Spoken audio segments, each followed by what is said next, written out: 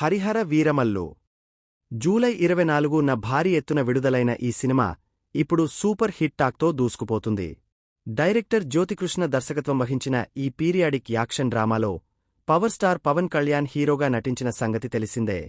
Periodical action డ్రామాగా వచ్చిన ఈ సినిమాలోని సాంగ్స్ సైతం హిట్టయ్యాయి. పవర్ స్టార్ పవన్ కళ్యాణ్ నటించిన హరిహర వీరమల్లు సినిమా ఇప్పుడు బాక్సాఫీస్ వద్ద దూసుకుపోతుంది.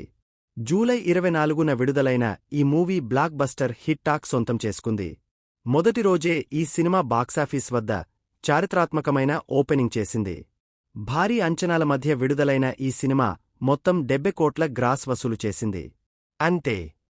ప్రీమియర్ షోస్ ద్వారా 12.7 కోట్ల రూపాయలు నెట్ కలెక్షన్స్ రాగా 47.5 కోట్ల రూపాయలు వసూళ్లు వచ్చినట్లు ట్రేడ్ వర్గాలు తెలిపాయి. ఇక ఇప్పుడు రెండో రోజు సైతం ఈ సినిమాకు మంచి రెస్పాన్స్ వచ్చింది. శుక్రవారం ఇండియాలో 8 కోట్ల రూపాయలు నెట్ వసూలు వచ్చినట్లు ట్రేడ్ వర్గాలు తెలిపాయి. దీంతో మొత్తం 2 రోజుల కలెక్షన్స్ కలిపి రూ. 55.5 కోట్లుగా వసూలు చేసింది.